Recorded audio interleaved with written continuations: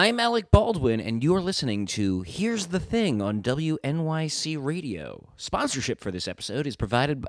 I'm just fucking with y'all. It's Jeff. This is the Jeff Rubin Show, but there really is a sponsor. And it is Squarespace. And I actually have a nice little real, true-life example of how I recently used Squarespace. For those that don't know, Squarespace is a service that lets you easily create a professional-looking website. You can sell things through it. It'll work on mobile sites. It does a lot of really nice things. My parents recently had a birthday. And it's nice that they have birthdays within a week of each other because I can usually get away with one gift. But they are sometimes kind of hard to shop for. So what I did was, over a period of a month or two, I ripped a lot of old VHS tapes that were just kind of laying around my house. We don't have a VCR anymore. It could not be watched. Some of this stuff had not been seen in 20 years. And I put them together on a website. And my parents aren't the kind of people, you want to make it, this was a gift, so I wanted to make it as easy as possible for them to access these videos whenever they wanted. So I used Squarespace to kind of roll them all together into a website. And I made it password protected because there's a lot of embarrassing stuff there that I don't want you to see. And, ripping the videos was arduous and it took a while. So I didn't want to spend a lot of time, providing the way for people to see those, for my parents to see those videos. And that was easy thanks to Squarespace. So if you want to be cool like me, make a website on Squarespace. I got a deal for you. Go to squarespace.com/Jeff Rubin. Enter the promo code DORK. Squarespace.com/Jeff Rubin. Enter the promo code DORK. You'll get a free trial. You get 10% off whatever you do eventually buy. And it's going to be awesome. Squarespace, it's the easiest way to make a professional-looking website. And now, here's the episode.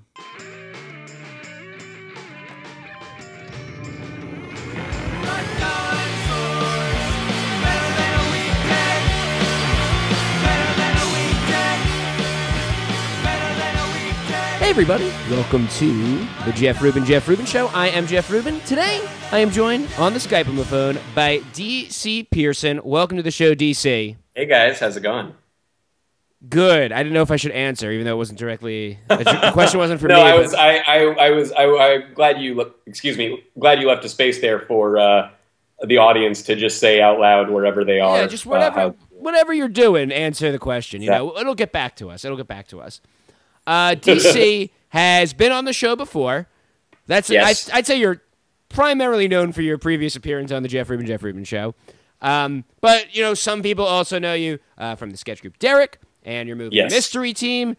And and as an author, your second novel is coming out soon, which is the primary thing we're going to talk about today. Am I forgetting something? What am I forgetting? I know there's other stuff. Nope, that's superstar. It. I'm sometimes recognized as being the dude from the Allstate commercial. Right, you are.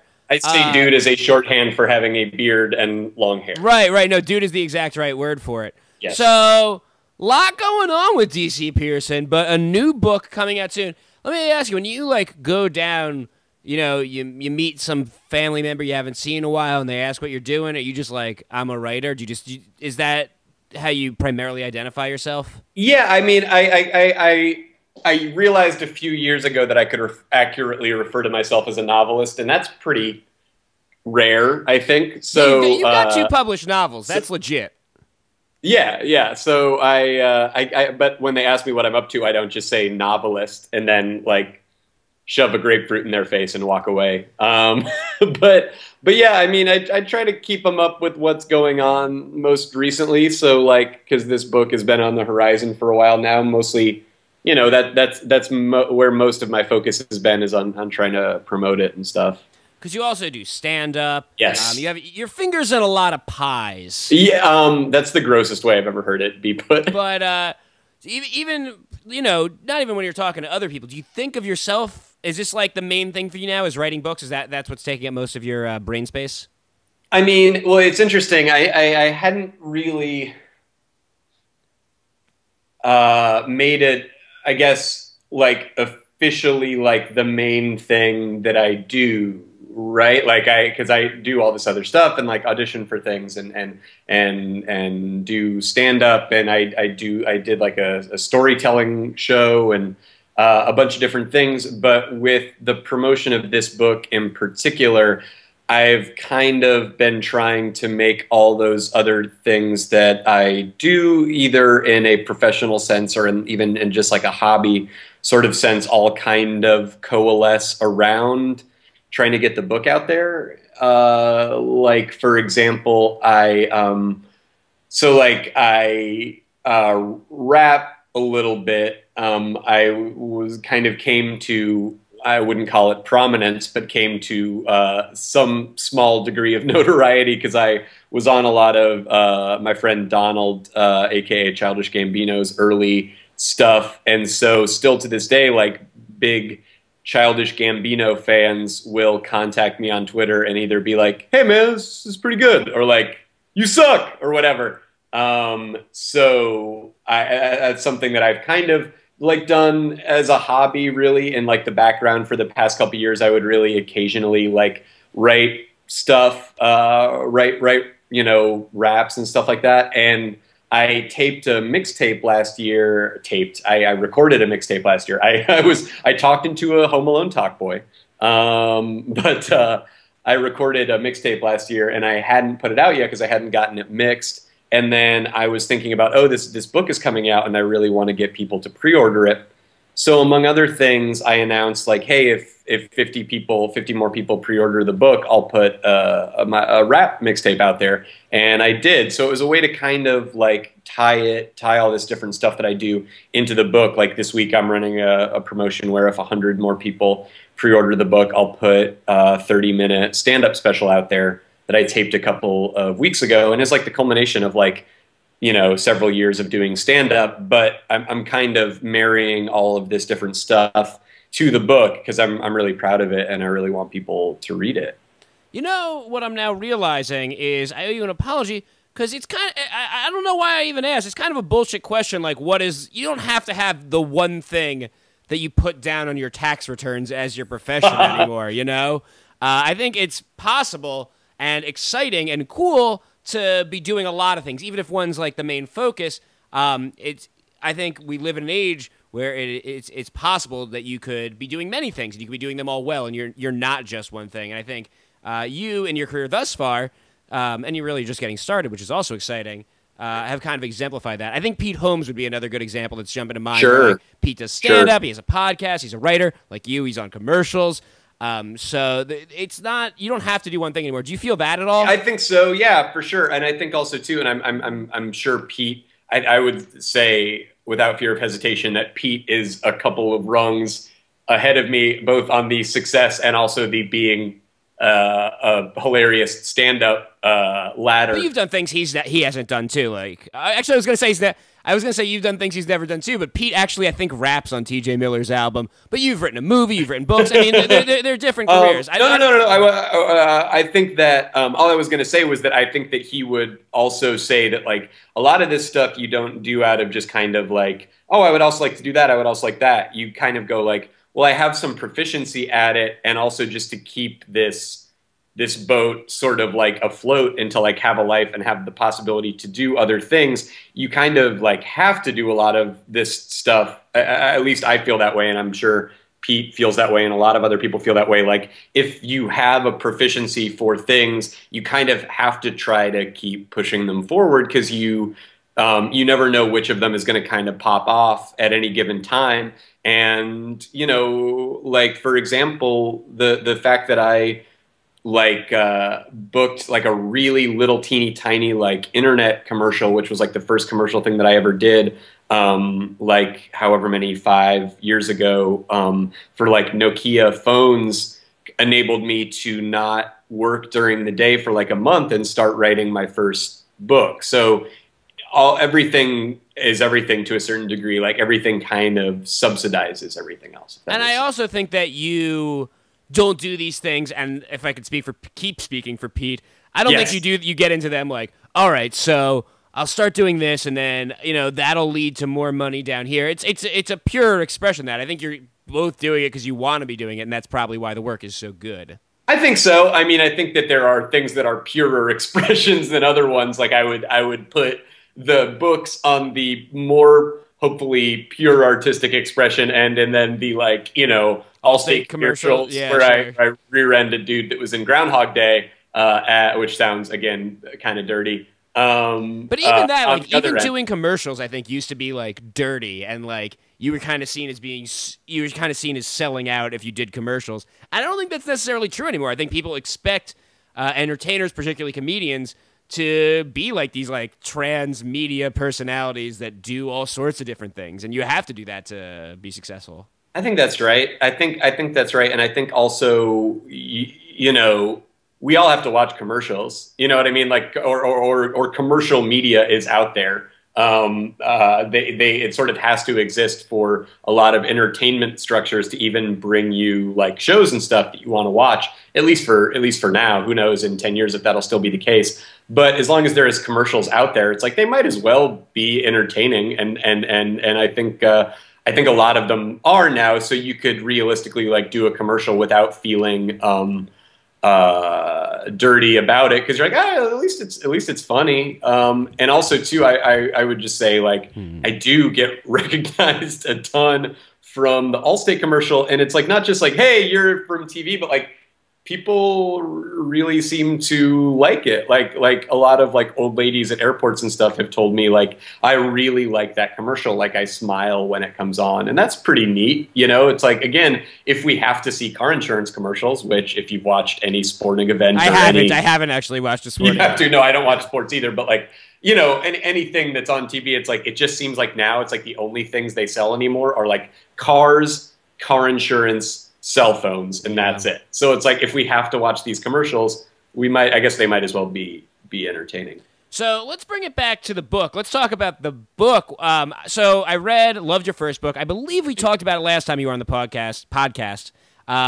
But I have not read the new book. I think it'll be out by the time people are hearing this, but it is not out as we are recording it. So what is the name of the book and what is it about? So it will be out by the time that people are hearing this. And the book is called Crap Kingdom. It's a young adult comedic fantasy adventure that I think grown-ups will definitely enjoy as well. And especially if you've ever liked anything like, you know, Lord of the Rings and Chronicles of Narnia, it's sort of kind of a comedic but also sincere take on fantasy literature. The premise is that there's this kid named Tom who's in high school, and he's a kid who loves stuff like Harry Potter and Chronicles of Narnia, and basically anything where there's just like a normal kid in our world, and he gets taken to this crazy, you know, fantasy realm where he gets told, hey, in this crazy fantasy realm, you're the chosen one. And then that actually happens to him. He actually is taken to a crazy fantasy realm in which he's told he's the chosen one. It just turns out that the fantasy realm in which he's the chosen one is really, really crappy. So he's like, I don't think I necessarily want to do this. And sort of has to make the decision of like whether or not he wants to even accept the chosen onehood. And ultimately he decides to come back to Earth and not do it. And then he thinks, wait, I should have done it, kind of in that way that anytime that you have something and then you like say no to it, then sometimes you immediately go like, wait, maybe I should have, what am I missing? What am I missing here? So he goes back to this crazy fantasy realm, which you access through a Goodwill donation box in a Kmart parking lot. And he's like, wait, I'm ready to be the chosen one now. And they're like, oh, we actually already found another chosen one. And guess what? It's your best friend from Earth. Now, did you grow up reading a lot of fantasy novels, a lot of books with fantasy worlds? I did, yeah. I read The Hobbit like way earlier than I should have or could have even probably understood it. Are you a big Tolkien guy even to this day? Not really, actually. I guess that's kind of blasphemy, but like I've seen the movies. Acceptable. I never really made it all the way through The Lord of the Rings, which is pretty blasphemous. That part might be blasphemous. I have a confession to make. I did not see The Hobbit. I did not see The Hobbit. I still haven't seen The Hobbit either, Jeff. I just said like I was really afraid I wasn't gonna like it, and that like 5 minutes in, I was gonna be like, "Uh-oh, I hate this. I've got 3.5 hours of it to go." Yeah, I mean, I had heard sort of mixed things about it, and I probably would enjoy it, especially given the fact that I, read The Hobbit so many times when I was a kid. And like Peter Jackson knows how to make a movie, and he knows how to do cool action and stuff like that, and he's very imaginative, and also like I guess the movie started its life being developed by Guillermo del Toro. So apparently there's still a lot of like cool sort of design elements left over from when it was his project. That's what the commercial should have said. Lots of cool design elements left over from when Guillermo del Toro was doing it. That would have gotten me to the theater. To appeal to the 9 people who care about that kind of thing. I mean, I like Peter Jackson too, but del Toro's a big fan. But yeah, so I guess I just didn't make it out. There was sort of a drought period. December and January where there are almost so many movies that I wanted to see that I kind of ended up not seeing any of them.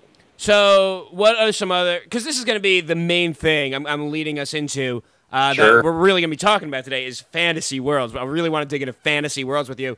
What were like some other really big ones for you growing up? I think a really big one, almost like the biggest one for me was there was a series of books called the Redwall series by a British author named Brian Jakes. His last name looks like Jocks, but I feel like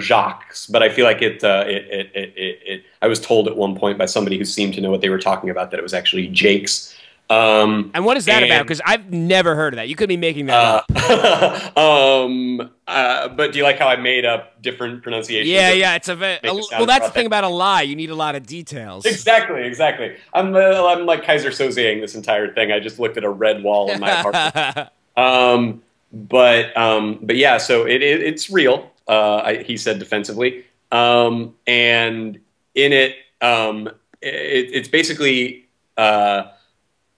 about. It sounds so silly, and it is kind of silly, but I remember them very fondly. It's about an abbey, like an old medieval style abbey that is populated entirely by mice. Like and there's this entire fantasy kingdom composed entirely of like mice and other sort of woodland creatures. There's like otters and badgers, and they all kind of have their own different characteristics. But it is sort of this like this medieval epic, all told through the perspective of these like woodland creatures, and they're all like they all have swords and stuff like that. Like I think in the first book there's a little bit of an intimation that they actually are living in a world alongside humans, but then I think he just sort of discarded that after the first book, and it was all just about essentially like Game of Thrones, but it's mice and rats and stuff. It's pretty great. And is it for young adults? Is it for kids? I think it straddled this really great line where because it's like cute animals and stuff like that, it sort of has a low barrier to entry for like little kids. But he actually, and especially as the series went on, it was pretty violent. And there's there's battles and stuff, and characters are dying, and adventures are happening. So it's not totally nerfed out the way something that's just explicitly for kids might necessarily be. Even though obviously a lot of kids stuff is oftentimes way more, high stakes and grown up than we think of something as that being for something that's for kids as being. But yeah, I mean, I think that they probably their initial primary appeal was with kids, but they also you could definitely continue reading them as you grew up, and they sort of they stayed like relevant. And I think he wrote a bunch of them. I kind of fell off after a while, but he passed away a couple years ago, I think. But I think he wrote a ton of them. Why did that series stick with you? Like, why did that make such an impression on you? I think just the sort of imaginative aspect of, and the sort of the fact that he created his own sort of completely original world using a couple of familiar elements, i.e. like, just kind of woodland creatures and stuff like that, combined with, medieval swashbuckling adventure, which are two things that we're all pretty familiar with, and then you just combine them and then it's a totally original thing. So I was pretty into that for that reason. I think that's why it stuck with me. And also I think they were just well written, well plotted, similar to Game of Thrones. There's a lot of descriptions of like big feasts that people are having. But they also, pretty high stakes. Mice are dying. Otters are getting shot with bows and arrows. That sounds cool. I feel like we got to get to the main thing we wanted to talk about today, because we're already 50 minutes in. I haven't even told anyone what it is yet. We have each prepared a list of the 3 fantasy worlds we would most like to live in and the 3 fantasy worlds we would least like to live in. And this isn't favorite and least favorite. This is the ones where we imagine ourselves or Right. where we could be. Right. Exactly. So, you want to go first, or should I? And which one should we start with? I was thinking maybe we could start with. Oh, that's a really good question. I was thinking maybe we could start with ones that we wouldn't want to live in, or maybe maybe it's better to go positive first and then negative. I don't know. That's a good question. Maybe let's alternate. So let's do. Okay, that sounds good. Let's start with ones we want to live in, and Yes. I'll go first. Fantastic. So I should preface all of my ones I want to live in. There is this poster that my parents still have that I made when I was in second grade. Yes. And it's like the All About Me poster. And you fill in like, it's like, what do you want to be when you grow up? And there's a box and you draw what you want to be. I wanted to be a magician. There's like your favorite things, and you draw your favorite things. And then one of the things is like, what would be your 3 wishes? And I actually have this very distinct memory because my first wish is for magic powers. Of course. And my second wish is all the Nintendo games. And then I actually have this very distinct memory of my teacher being like, your third wish, like, cannot be selfish. Like, it can't be something, you got to, like, write something nice. Because she knows it's going home. Right. And, like, I remember having a lot of difficulty, like, processing exactly what she wanted. I think she eventually nudged me into being like, I hope my family and friends are healthy. My parents still have this. I'll post a picture of this on my blog. But the key part of that story is that my first wish was for magic powers. And I think that you will see that theme in all of the fantasy worlds I want to live in. First one, pretty obvious pick. Hogwarts, Harry Potter. God, I want to go to Hogwarts. Just the idea of like school being something I want to learn because it's magical powers. It seems really like all the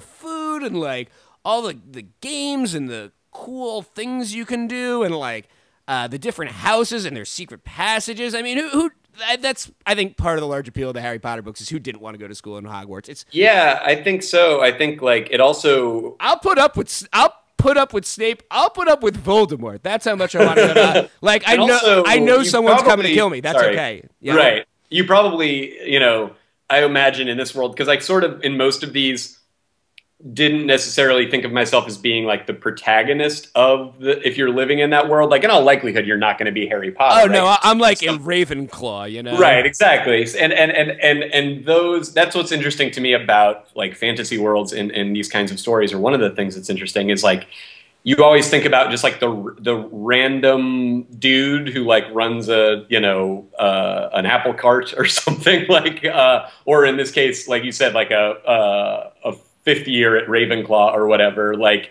you're just some random dude. Like it's probably pretty sweet because like you're not having to put up with every like weekly adventures and people trying to kill you. You just get to kind of do your thing and then maybe occasionally chime in. The schoolwork problems always seem so easy. They're like, oh, I got to study teleportation. I was like, of course, I'd study teleportation. Put me in there. In a heartbeat, sure. I'd be willing to put the work in. And also, I think that the cool thing about Hogwarts is that it combines something that if you're somebody like me is already kind of an appealing idea, which is just like going to like British boarding school.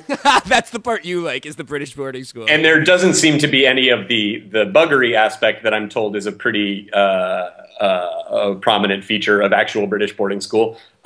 So it's just learning magic and then getting to go into like cool old dormitories and stuff like that. Like I think that's something that is already fairly glamorous to somebody that has my personality type, which is just going to like a really intense British boarding school, and you're walking across the campus and it's cold and you're very important and you have a British accent and then after you graduate you get to be a wizard, and that's pretty exciting. And another fun thing, it's almost a cheat because it's not really a fantasy world. Like Harry Potter takes place on Earth. I think they even meet whoever the Prime Minister of Britain was at the time, isn't he? Like, I think he like shows up in the prologue to one of them. Oh, that's funny. I don't remember. Like. You graduate from Harry Potter, you could come back to New York and just be a wizard. Well, I think that definitely, I had a little bit of a loose definition because some of my fantasy worlds are ones that are, it's not just strictly like Narnia. I think it's anything where it can even be an extension of our own world or our world in the future or whatever. I think it's just anything in a work of fiction that is its own complete, like self-contained, world, I think totally counts. Yeah. it's interesting the way you have to define fantasy world. You know, it's not just it doesn't just necessarily mean like another planet, or it doesn't mean Middle Earth or whatever it is. So, what was your first pick for fantasy world? I'm sort of going from. I don't know if you're going. Are you going from least to greatest or greatest? I to am least? going from least to greatest. Okay, great. So my number 3, I had honorable mention was Redwall, but we already talked about that. So my number 3, I was thinking about it, and I was really thinking about where would I actually want to live, not just like what are my favorite fantasy worlds, because I think it's important to make that distinction. Definitely, like these aren't even necessarily my favorite things. It's just it's like when you actually think about where it would be cool to live. And so my number 3 is Pokemon. Oh, interesting. Because there was Pokemon I'm really using almost to like stand in for a number of different similar fantasy worlds, which are kind of all contained in like anime or like RPGs that we would play growing up, even, you know, like Zelda, where it feels like in Pokemon, like if you ever played the video games or like watched the TV show, like Ash and his buddies are just kind of going around the countryside and looking for Pokemon and whatever. And everyone they encounter, and maybe this is just my flawed recollection of the show, lives in this really idyllic, beautiful setting, maybe next to a pond with some Goldines in it or whatever. And they maybe have minor Pokemon-related problems, but really the worst thing that ever happens is like Team Rocket comes along and screws things up for you. Mostly you're just kind of in this beautiful, like sort of on this beautiful grass-covered hill, living in like a big boot or something. You know what I mean? It just seems sort of very innocent. Like a lot of those sort of RPG, especially like Japanese RPG worlds, seem very kind of pastoral and pleasant. Plus, I want to hang out with some Pokemon. Exactly. That's not even taking into account the Pokemon. I want a Snorlax. Exactly. Like no one ever gets. I don't feel like anyone's ever getting killed by a Pokemon. They're just getting. The worst that happens is you just get blasted into the next county, Team Rocket style. I wonder if like they have harsh ball laws where you can't just like walk around with a Pikachu on a leash. You need to keep him in your ball. You have a concealed carry permit for your Squirtle. I don't know. Maybe they didn't. You know, maybe there was, you know, a slum in the Pokemon world, and like Ash just kind of knew how to avoid that area. That could be like a sort of Pokemon District 9. Yeah. But it seems unlikely. It does seem like a cool place. You know, it seems like they give kids a lot of freedom to just kind of No kidding, huh? Yeah, it doesn't seem like there's a lot of it doesn't seem like there's a lot of problems or much to do except train and fight Pokemon. Yeah, and if you're into that kind of thing, the girls are in really short shorts. Yeah. Okay. So now let's flip it over. Let's go to the negative side a little. Sure. 3 fantasy worlds we don't want to live in. My first pick is the world of the Hunger Games. I chose the world of the Hunger Games. Yeah, good call. I could not deal with being in the Hunger Games. And like I think that's kind of the point, you know, it's a dystopia. So I don't think I'm breaking any new ground to say I don't want to live there. But man, like I think to me the most horrific part of that whole trilogy is the reaping when they pick people. It's it really freaks me out. And just a terrible place. And not only that, like it just sucks. Like you just have they're all poor unless you live in the capital, and then you look like a weirdo. But they're all, you know, just like poor. There's nothing to do. There's no movies. There's no video games. There's no Pokemon. Yeah, it's mostly just like pouring like weird looking liquid into other like jars. Yeah, you know what I mean? It seems like it's a filth. Like I mean, Katniss is like eating great because she's catching her own food with a bow. I am not up for that. No, yeah, that was actually my favorite. I haven't read the books, but that was my favorite part of the movie. Was the first like 10 minutes when they're just in that weird dystopian society where they're like, man, I really hope that whoever we send to the Hunger Games doesn't die, not even because I like them, just because I want to eat. I think that was the best part of the movie, actually, because the book is so firmly told from Katniss's perspective that you actually never see the town after she leaves. But in the movie, they go back a few times, and like you see, I guess, spoiler alert, if anyone still's in read or seen the first Hunger Games movie, but when Rue dies and you see like her village react to that, or you see like the riots beginning in the other villages, I think is actually one of the best parts of the movie. Yeah, it was pretty interesting to think about, even though I feel like even the food that they're gonna get if they do win isn't that appealing. Am I like the food that you get to eat on your way to the Hunger Games was pretty sweet, but you know that you're probably gonna die, so that would kind of color the whole experience for me. And then the food that I feel like they're gonna give to your village, I just maybe it was in the movie, maybe I just imagined it, but I feel like it's just gonna be a big like tube of grain. Also, just what terrible television. It's like North Korea where you have government-run TV. And, like, the only TV show is Stanley Tucci being like, Peter, now what a wonderful time he's having in the Hunger Games. It actually felt not unlike Telemundo. Yeah. It had that kind of, like, crazy vibe. Yeah, the hair was similar. So, I don't want to live in the world of the Hunger Games in any of the districts. No districts. Not even. Would you? Okay, so here's a question: would you be in the Hunger Games if you could be one of those weird neon-haired aristocrats? If I could live in the capital, I don't know. I think if I had a role in the Hunger Games, I'd want to go all the way in and get into designing the games, like be on that council that like comes out. That seems like the fun position to have. Yeah, that would be pretty cool. You're right. That would be like getting. Do you think those people are all? Maybe they actually go into this in the books. Maybe I'm just extrapolating. Like I was just imagining those people being like. I don't know if you watch the Real World Road Rules Challenge at all, but like the host is this guy TJ Lavin, who I initially sort of laughed off as being like just some like extreme sports douche. But apparently, I'm told, is heavily into actually designing the ins and outs of the game. Oh, so he really understands all of the elements of it and is a fan of it himself. So I actually came to have a great degree of respect for him because I think it's a good competition reality show. So it's like, if you have that kind of passion for it, yeah, sure, Jeff, get in there and design the Hunger Games. That's what I'm saying. Even that position is stressful because if you remember, who is it?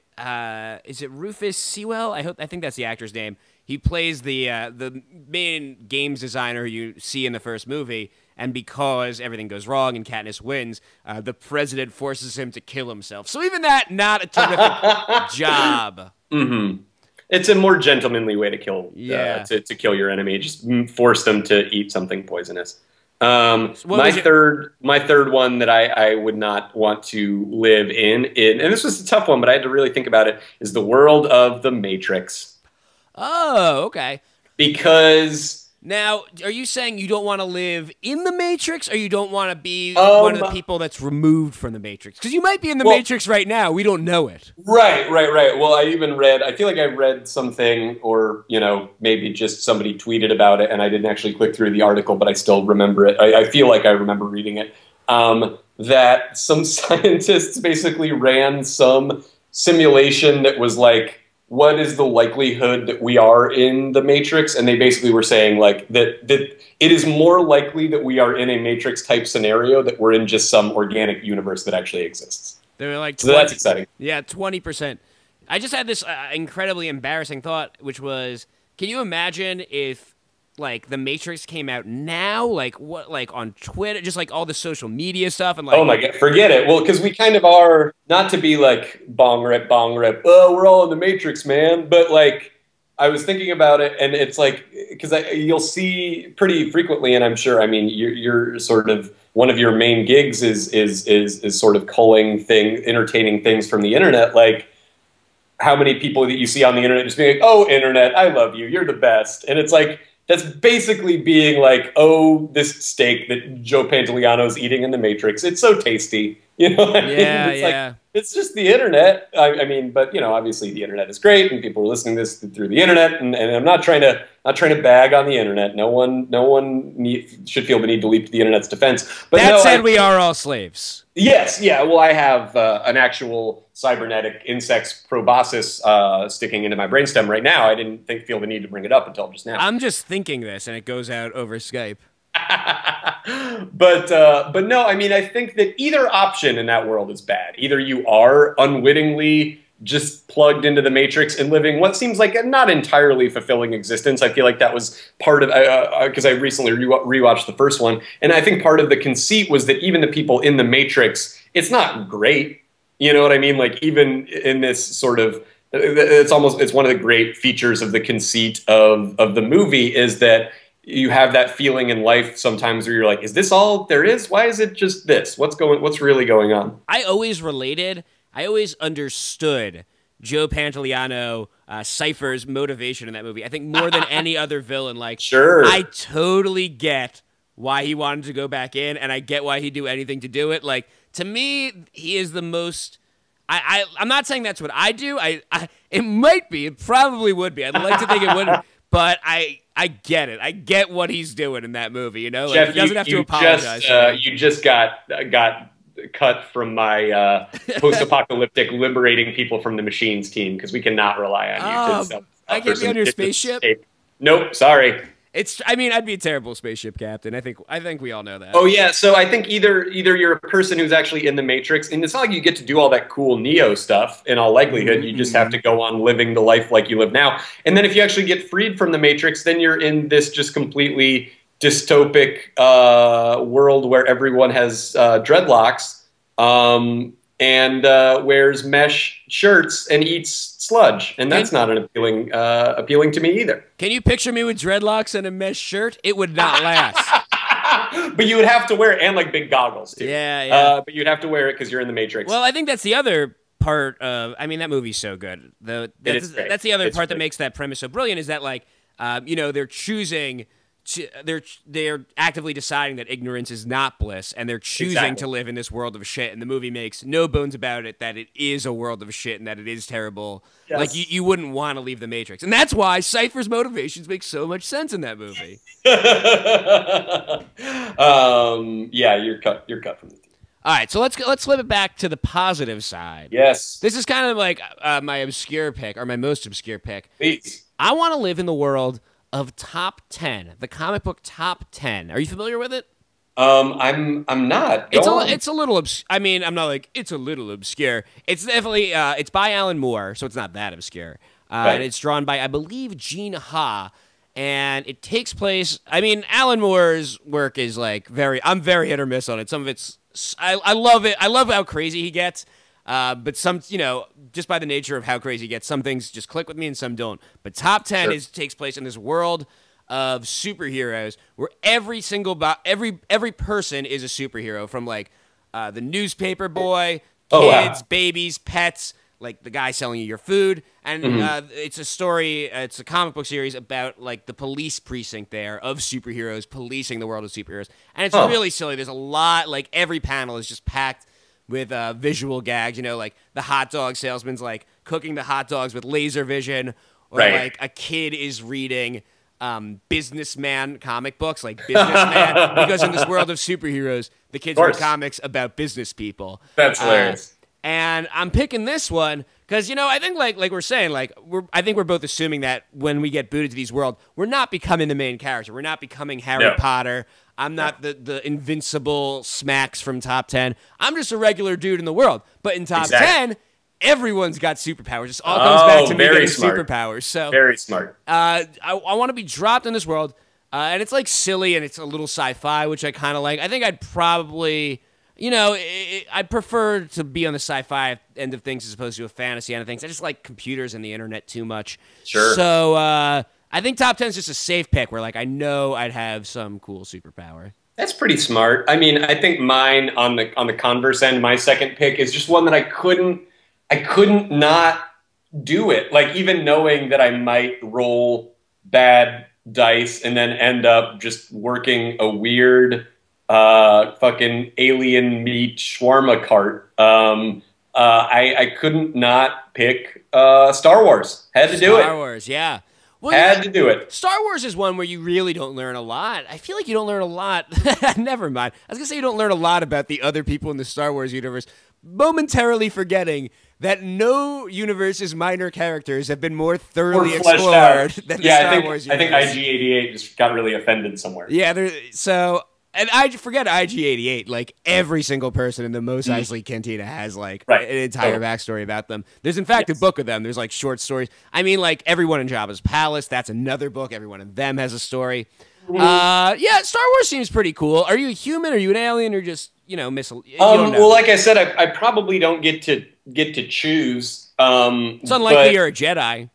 Right, exactly. Very unlikely to be a Jedi. I mean, especially if it's the world of like right when Star Wars: A New Hope picks up. You know what I mean? They're supposed to be extinct. Sure, I mean, there's almost no chance of you being a Jedi then. No, no, no, no, no. I mean, I feel like And nothing personal, DC. You know when I say there's no chance of you being a Jedi, it's not like, I don't mean that as an insult.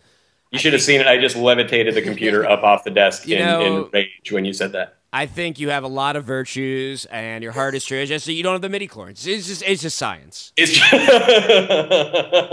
I love the idea of you being like a kind of like quasi-racist sports commentator in that world. It's like, what?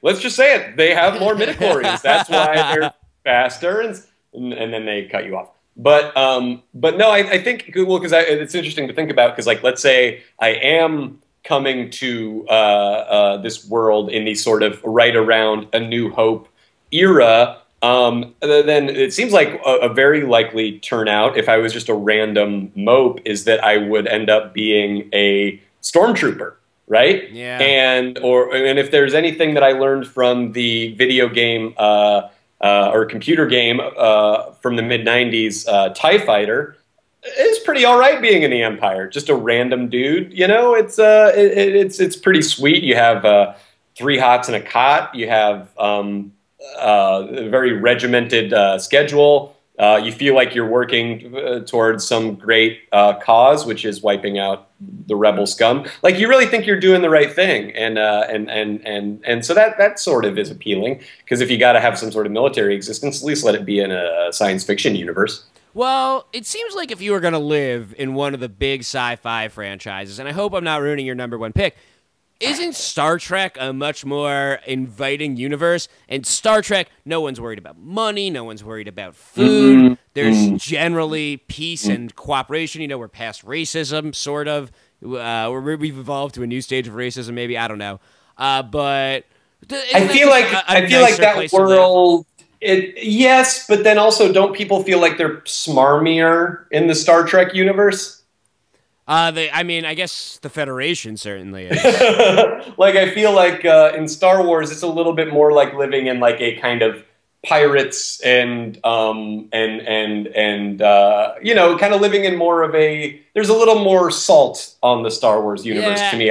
That's why I always liked it more than Star Trek, even though I do, you know, have a fondness a little bit for Star Trek. I think I got to go with Star Wars still. It just seems a lot more fantastical, even though Star Trek, obviously, you know, it's very peaceful. And I know that goes against my pick of being a random dude in the Pokemon world in terms of peace and quiet. But yeah, does that make sense? It feels like living in Star Wars is maybe living in New York, but living in Star Trek is living in Toronto. Yes, precisely. And Toronto's a beautiful city, less crime. There's like a million good, reasonable reasons you'd want to live there.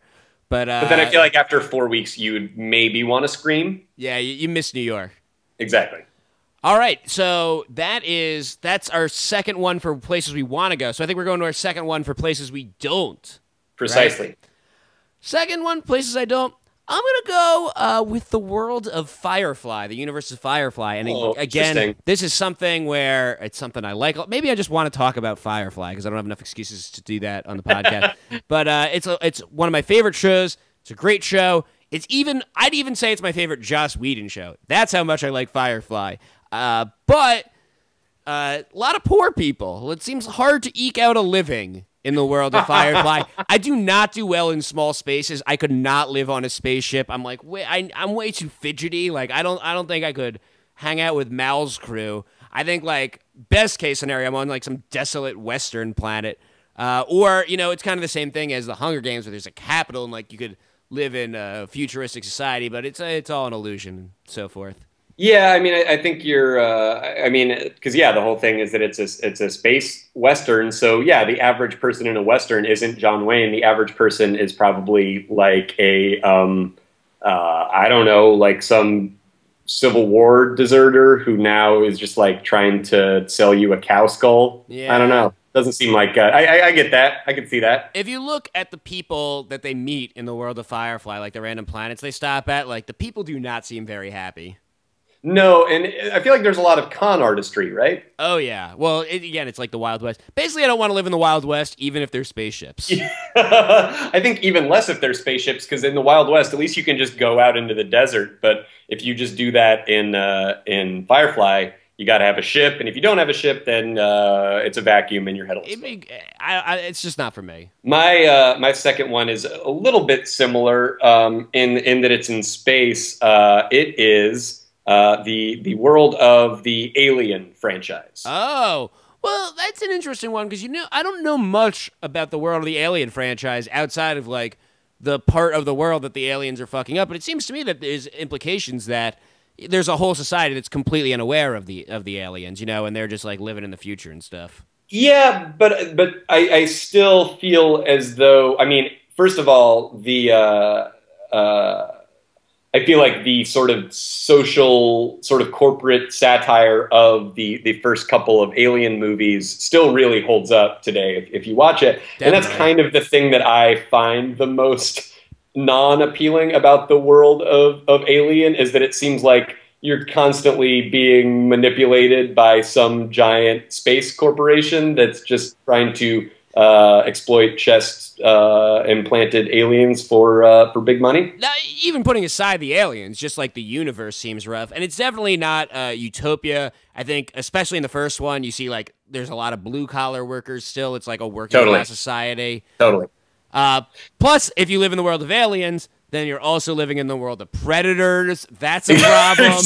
Yes, exactly. Let's not even take into account the predators. But yeah, like in the second Alien, like even when she's on Earth, and I think maybe partially this was like a budgetary thing, but also it's a very effective thing that makes the first movie claustrophobic. Even when she's like either on Earth or in Earth's orbit, you never see her like outside under a tree. She's always just in this little teeny tiny room with weird shaped coffee cups that looks like just the worst dorm you've ever been in.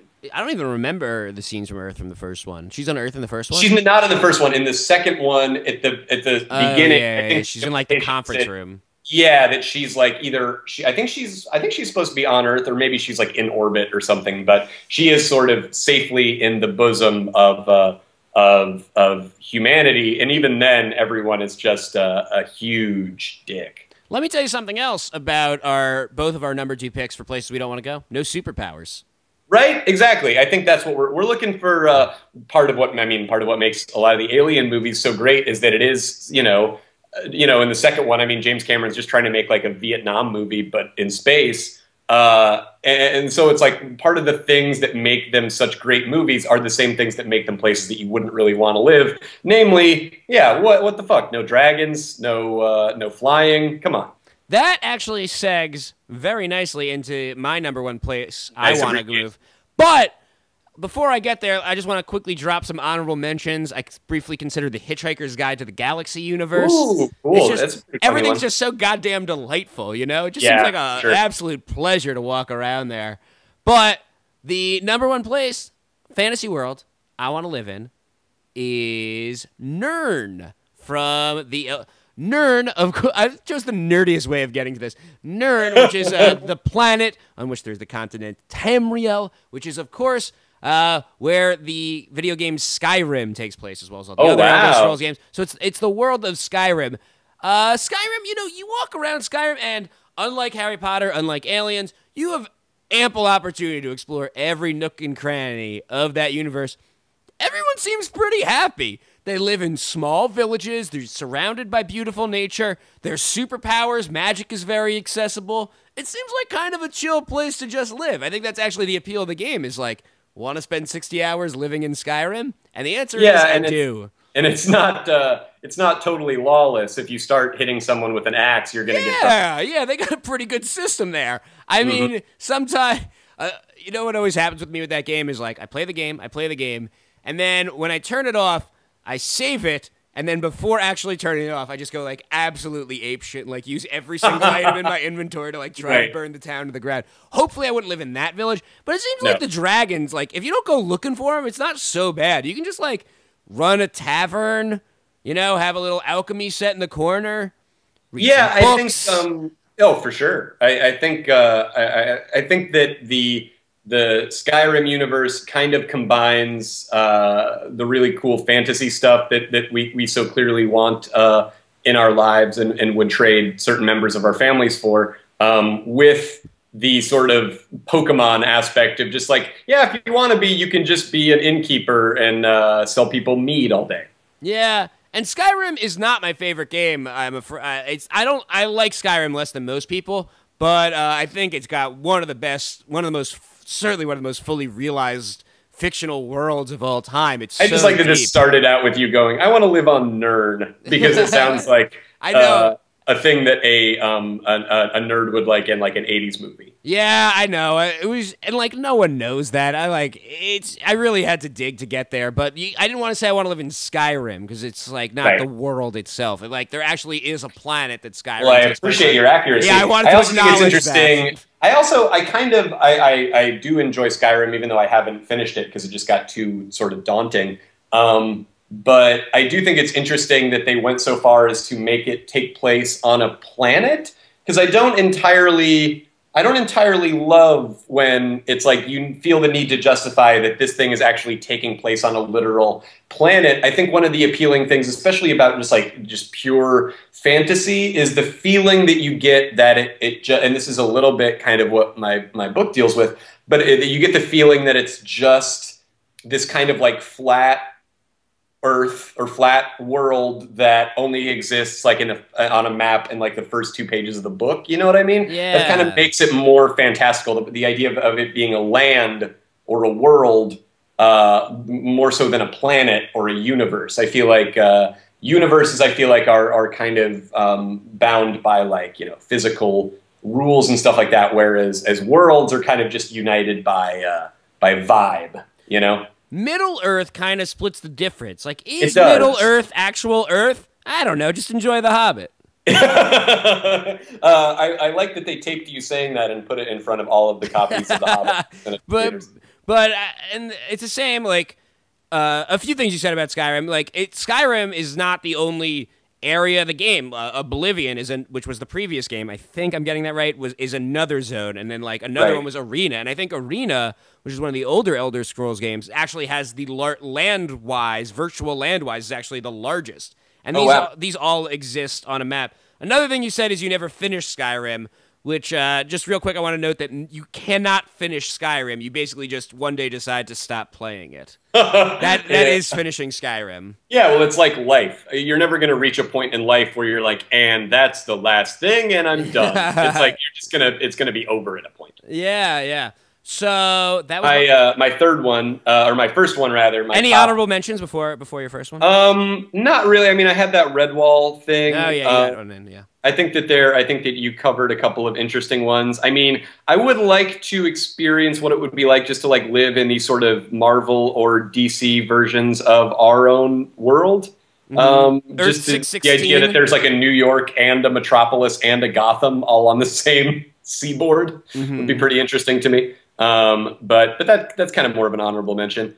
My final pick for fantasy world that I would like to live in is a little bit of an unconventional one, I guess. I don't know how much it bends the rules, but I would like to live inside the Coen Brothers movie, The Hudsucker Proxy. What? You just blew my mind. Yeah. Well, because it's ostensibly like New York in like the I want to say like the 20s or 30s. But it's also just this completely magical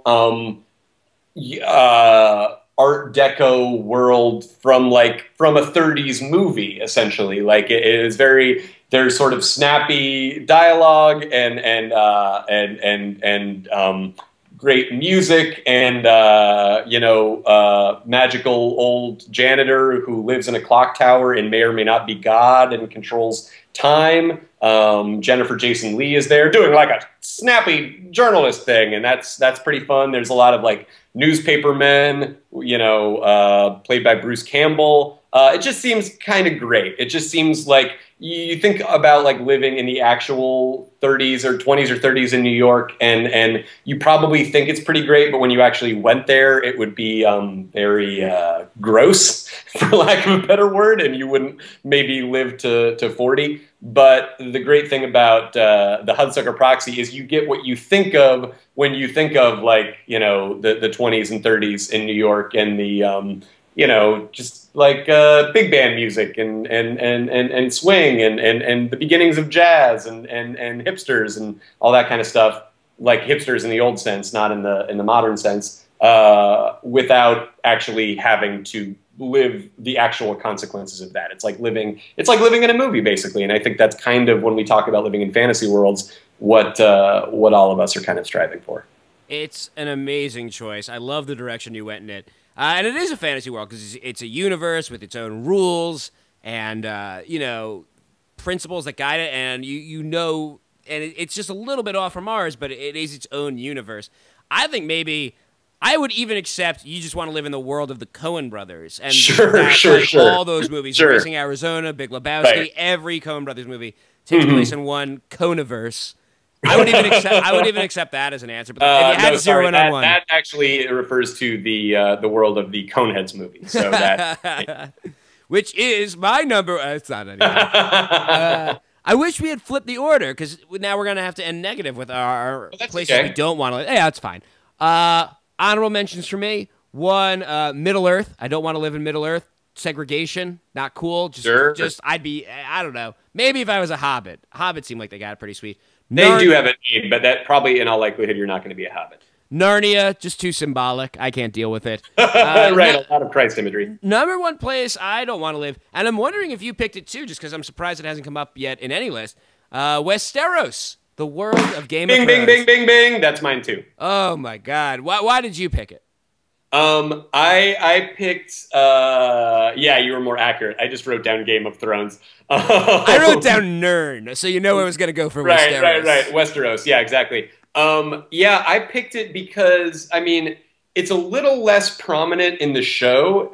It's a lot more prominent in the books. But the average life of an average person in this world seems miserable. Yes. Like, just the worst. Like a lot. Like the great thing about the world of Nern or Skyrim or Tamriel or whatever is exactly what you described, where it is this kind of just nice pastoral fantasy world existence, if you want it to be that. Whereas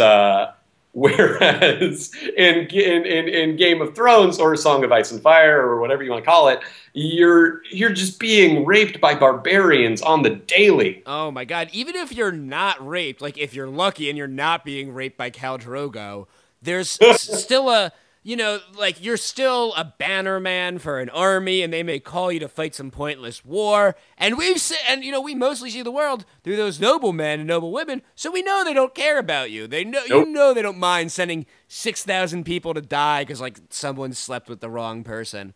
Yes, exactly. Like that is the whole kind of theme of the books and of the movie, or of the TV show, is like, it's called Game of Thrones because these people, these noblemen play the Game of Thrones, and when they do that, everybody else in the world suffers, and they suffer without even really caring what the outcome is. They just want to be alive, but they're probably going to get summoned to be a part of these just like horrific war clouds that are going to grind against each other, and literally everyone is going to die, and then be a feast for crows, which is also the name of the 4th book. The people, the characters in Game of Thrones also seem supernaturally adept at devising the cruelest possible way to kill someone. Like, it's not like you don't just get stabbed. You get flayed. Your children get flayed. Right. And you get flayed by a guy whose name is like so-and-so the Flayer. Like, it's in his name. I mean, there's so much widespread torture. Right. Oh, my God. And I think, you know, to George R. R. Martin's credit. Obviously, just because we don't want to live there, I think that's the point of the book, is that it's just this world of shit, right? Sure, exactly. I think that's like why it stood out. Like, I think when people first started talking about Game of Thrones, they were like, it's like a fantasy book, but none of that just clean elf stuff. This is like really dirty and filthy. Right, exactly. And like even the magical elements of it, because there is magic, and that is sort of something that I was initially resistant to, because I thought the appeal of it was that it was played so real. Even the magic is probably more akin to, if there was magic, what it would actually be like, which is like a really kind of weird, dark, unknowable, uncontrollable force that is very effective, but is also has pretty grave consequences, and not even grave consequences in a necessarily like straight up poetic or ironic way, but just really fucked up, just really weird and feverish and crazy. So every aspect of the Game of Thrones world, even the nice ones, are messed up in some way. So looking back at this list, and we were, again, I can't stress this enough, we were not just ranking our favorites, but do you see, I think we, in fact, I think anything we listed comes from something we like, because it came to mind, you know? Like, yeah, absolutely. There's nothing on my list that I don't actually like the underlying thing in it, like, you know, Alien and The Matrix, like that's part of what makes them so great. Those are like the number 1 and 2 best movies of all time. Right, like they seem like part of, in order for the premise of the thing to work, you have to have a place that you don't want to live. Yeah. So looking at this list, do you see something? And I'm sure you thought about this as you were writing the book. Like, what are the qualities of a good fantasy world? One that'll stick with you, and that people will come up when people are thinking about where they do and do not want to move. I think that the important thing, the qualification. Well, first of all, the qualifications for some place that you would want to live, and the qualifications for some place that you would want to read something about a hero and their quest through that particular world are totally different. Which oftentimes I think is why fantasy literature opens with, this guy lives in this place, and then it gets burned to the fucking ground, and then he has to go and avenge the burning to the ground of this wonderful golden fantasy world. So I think that it just has to be a great place for your hero to stand out against, or react to, or avenge, or something. It just has to contrast with your hero in a way that is going to make your story work, I think. And so the places that I want to live oftentimes are very different than places where it's like I want to see someone have an adventure. But then oftentimes too, sometimes we do enjoy things because we would want to live in their world, because we would maybe still have the same problems or even worse problems than the one we have, but they would be more romantic or interesting, or we think that they would anyway. I think that's maybe why a lot of people pine for the world of Mad Men. I definitely I realized halfway into the 3rd season of Mad Men that I was feeling very jealous of the characters, and I couldn't figure out why. And I realized, oh, it's because they get to work. They get to have nice creative jobs in New York City in the 60s, and then they just get to leave every day after the drama's over and just have like a little life, and maybe go to listen to some jazz, you know? Yeah. Even though if I were actually alive then, I'd probably be like, oh God, all this civil unrest and alcoholism is a bit much. You do feel jealous of those characters, even though most of them are having the worst time of it, really. Absolutely. Yes, exactly. Were there any specific worlds, maybe ones we talked about, that you drew on to create the world in Crap Kingdom? Yeah, I mean, because the whole point, I guess I didn't draw on anyone in particular to create the world of Crap Kingdom, because the whole point is that it doesn't live up to the standards of like Middle Earth or Narnia or any of those things. It's not overtly magical. When our main character goes to this place where he's supposed to be the chosen one, it's mostly just made of trash from Earth, and you get there through this this portal in a clothing donation box in the parking lot of a Kmart, and when you show up there, you're in just a lake full of like old crappy clothes from Earth that they're pouring soap on and drying out in the sun, and the whole place is basically one big 3rd-tier thrift store. And he's like, this is not what I signed up for. Where's the fucking dragons?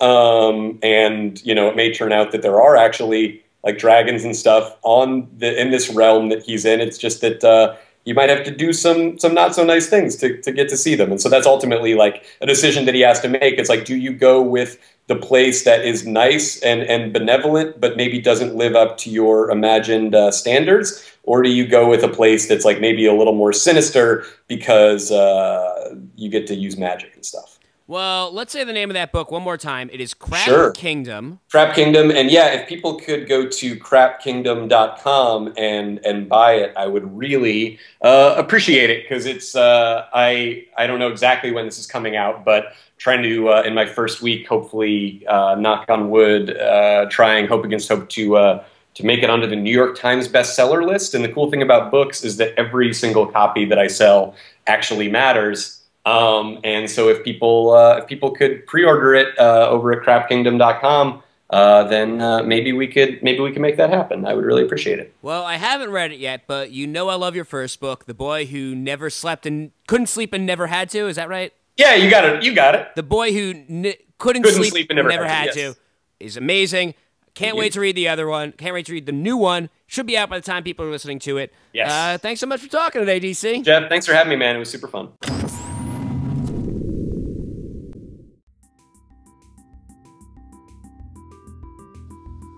Okay, everybody, great news. Since we recorded that episode, time has, in fact, continued to move forward at a constant rate, and Crap Kingdom is now out. You can get it. I just got mine. I started. I have not finished yet, but so far it is excellent.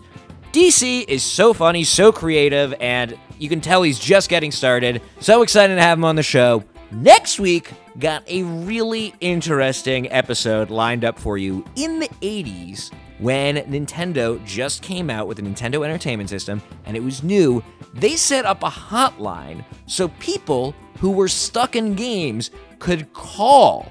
And Nintendo hired people to sit there and help people who were stuck in games get through them, to give them the tips and the tricks and the codes and even the positive encouragement they needed to beat games.